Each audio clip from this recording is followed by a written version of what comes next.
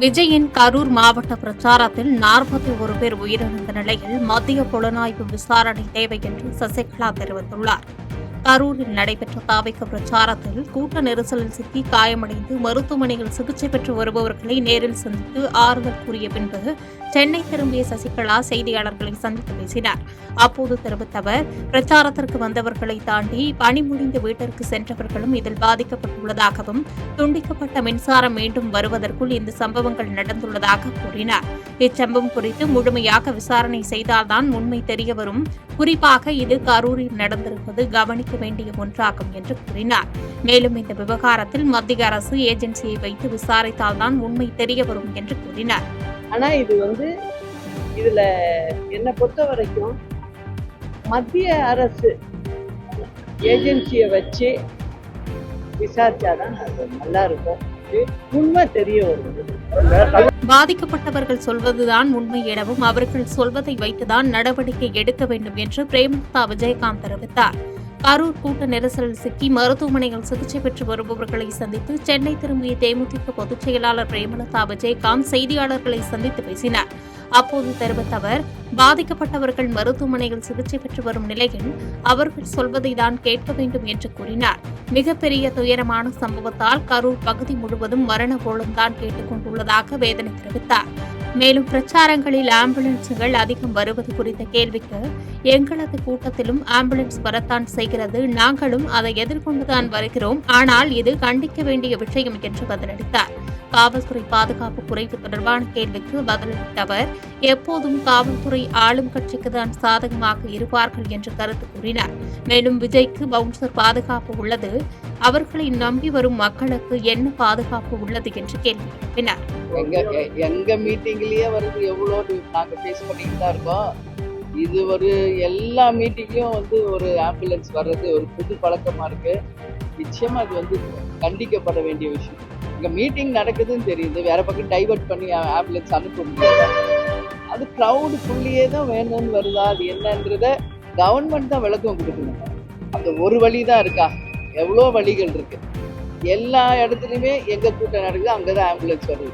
அவங்க மக்களே சொல்றாங்க, ஆம்புலன்ஸும் வந்ததுக்கு அப்புறம் தான் கூட்ட நெரிசல் அதிகமாச்சு, லட்டி சார்ஜ் பண்ணாங்க, அதுக்கப்புறமா தான் இவ்வளவு தூரம் ஆச்சு அப்படின்னு மக்கள் சொல்றாங்க. இதுக்கெல்லாம் பதில் கவர்மெண்ட் தான் சொல்றாங்க. கரூர் சம்பவத்தில் ஒரு நபர் ஆணையம் பயன் தராது, அது பிரச்சனையை நகர்த்தும் செயல் என்று சீமான் தெரிவித்தார். கரூரில் பாதிக்கப்பட்ட மக்களையும் அவர்களின் குடும்பத்தினரையும் சந்தித்து ஆறுதல் தெரிவித்த பின்னர் சென்னை திரும்பிய நாம் தமிழர் கட்சி ஒருங்கிணைப்பாளர் சீமான் சென்னை விமான நிலையத்தில் செய்தியாளர்களை சந்தித்தார். அப்போது தெரிவித்த அவர், ஆளும் கட்சிகள், அதிகாரத்தில் இருக்கும் கட்சிகள் யாருக்கும் பிரச்சார கூட்டத்தில் பிரச்சினைகள் வருவதில்லை. நீண்ட காலமாக நாங்கள் கேட்கும் எந்த இடத்திற்கும் அனுமதி கிடைப்பதில்லை என்று குற்றம் சாட்டினார். கரூர் விவகாரத்தில் விஜயை சந்தித்து ஆறுதல் தெரிவிக்க வாய்ப்பு இருக்குமா என்று கேள்வி எழுப்பிய போது, தேவைப்பட்டால் சந்திக்கும் என்று சீமான் பதிலளித்தார். மேலும் கரூர் சம்பவத்தில் ஒரு நபர் ஆணையம் பயன் தராது, அது பிரச்சனையை நகர்த்தும் செயல் என்று விமர்சித்தார். சீமான் அவர்கள் இது குறித்து விஜய் அவர்களை நேரில் சந்தித்து ஏதோ கரூர் நேரம் வாய்ப்பு இருக்கா? இந்த சம்பவ விஷயம் ஏற்பட்டா சந்திச்சு ஒரு தைரியம் பண்ணிக்கிறோம். அதை நம்பி சந்திக்க நாங்கள் சந்திச்சவங்க தானே. இப்போ அவர் ஒரு பக்கம் பயணம் போகிறாரு, நான் ஒரு பக்கம் பயணம் போகிறேன், சந்திப்போம். இல்லை நம்ம ஆளுங்க தான் கூட இருக்காங்க. பரப்புரையில் மக்களுக்கான முன்னெச்சரிக்கை நடவடிக்கை எடுப்பதை சம்பந்தப்பட்ட கட்சித் தலைவர்களின் கடமை என்று தமிழக காங்கிரஸ் கமிட்டி தலைவர் செல்வ பெருந்தகை தெரிவித்தார். கரூரில் பாதிக்கப்பட்டவர்களின் குடும்பத்தினருக்கு ஆறுதல் தெரிவித்துவிட்டு சென்னை விமான நிலையம் வந்தடைந்த தமிழக காங்கிரஸ் கமிட்டி தலைவர் செல்வ பெருந்தகை தொடர்ந்து செய்தியாளர்களை சந்தித்தார். அப்போது பேசிய அவர், மீளாத துயரத்தில் தமிழ்நாட்டு மக்கள் இருக்கிறார்கள், இன்னும் அந்த அதிர்ச்சியோடு நாங்கள் மீளவில்லை என்று கூறினார். இதுபோன்று எந்த காலத்திலும் வருங்காலங்களில் நடக்கக்கூடாது, அதற்குண்டான முன்னெச்சரிக்கை நடவடிக்கைகளை எடுக்க வேண்டும் என்று கேட்டுக் கொண்டார். பிரச்சாரத்தில் திரளான மக்கள் கலந்து கொள்வார்கள் என்று தெரிந்தால் சம்பந்தப்பட்ட தலைவர்கள் மக்களுக்கான முன்னெச்சரிக்கை நடவடிக்கை எடுக்க வேண்டும் என்று கேட்டுக் கொண்டார். மேலும் இந்த கரூர் சம்பவத்தில் ஒரு நபர் ஆணையம் அமைக்கப்பட்டுள்ளது, அதன் மூலம் உரிய பதில் கிடைக்கும் என்றார். நான் சொல்றேங்க, போலீஸ் பாதுகாப்பு என்பது எப்படி கொடுக்கணும், எது மாதிரி கொடுக்கணும்னு உங்களுக்கு தெரியும். நான் கேட்பது அங்க எனக்கு தெரிஞ்சு அங்க சொல்றதெல்லாம் 12 மணிக்கு சொல்லி இருந்தாங்க. குறிப்பிட்ட நேரத்துல 12 மணிக்கு இந்த பரப்புரையை மேற்கொண்டிருந்தால் இந்த விபத்தை தவிர்த்திருக்கலாம். 7:40 வந்து பரப்புரை ஆரம்பிச்சதால்தான் இந்த பிரச்சனைன்னு மக்கள் சொல்றாங்க. நான் என்ன சொல்றேன்னா, இன்னைக்கு 40 உயிர்கள் போயிருக்கு. எல்லாம் நம்முடைய குடும்பத்துடைய உயிர்கள், அது நம்முடைய மக்கள்.